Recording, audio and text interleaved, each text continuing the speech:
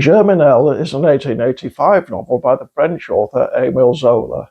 Zola was born in Paris in 1840 to an Italian father. He didn't become a full French citizen until 1862, and he was brought up in southern France in relative poverty. One of his childhood friends was the painter Paul Cézanne. In 1858, his family returned to Paris so Émile could continue his education, but he failed his baccalaureate twice. He became a clerk and began writing in the 1860s. His third novel, Teresa Akin, published in 1868, made him famous. It was designed to be the first of 20 novels in a series called Les Rougon Macquart, about two branches of the same family, the Rougons and the Macquarts. The aim of the series was to illustrate the themes of French naturalism, which held that science could fully explain human behavior through factors such as heredity.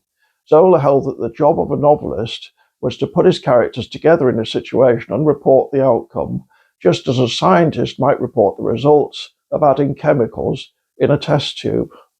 Germinal is the 13th novel in Les Rougon Macquart, although it's not necessary to know that or to understand Zola's naturalism in order to appreciate it. In many ways, it's a political novel, although it doesn't take sides in any simplistic way. It's set in the 1860s, and it tells the story of a community of miners in northern France who eventually go on strike. Thanks partly to the amount of research Zola did, it's become important as a sociological document. The principal character is a young man called Etienne Lantier, who turns up one day looking for a job. He was sacked from his previous post for assaulting one of the bosses. He meets a veteran miner called Mayhew, who helps him. As Leonard Tannick puts it in his introduction to the Penguin edition, it's important that Lantier arrives from outside and with a rudimentary education, so that the reader can see the community as he does, with fresh, perceptive eyes.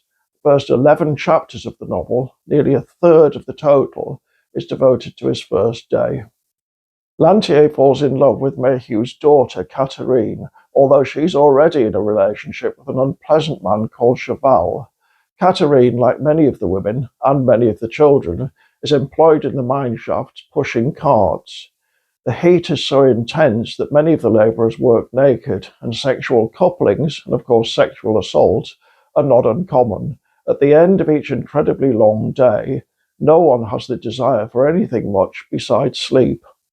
Lantier makes the acquaintance of an anarchist called Souverine, who favours violent action against the bosses and who's skilled in the use of explosives.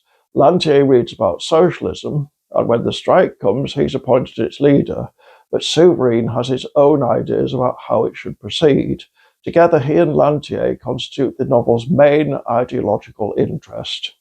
What makes Germinal a great novel, rather than just a great political tract, is its moral realism. It doesn't sentimentalize the workers and it doesn't demonize the employers. The real villain is the economic system, capitalism, of which both sides are victims. The novel's title comes from the spring month of Germinal in the French Revolutionary calendar. Its final words prophesy the coming triumph of socialism. Men were springing up. A black avenging host was slowly germinating, thrusting upwards for the harvests of future ages. And very soon their germination would crack the world asunder. When Germinal first appeared, it was criticised by the left for its less than rosy picture of the miners, and by the right for implying that conditions in the mining industry hadn't improved since the 1860s. Nevertheless, for all Zola's pretensions to scientific objectivity and his even-handedness, he's clearly on the workers' side. After he died in 1902 at the age of 62, crowds of workers followed his funeral cortege, shouting Germinal, Germinal. And that's something very few authors get, fans chanting the title of their most popular novel at their funeral.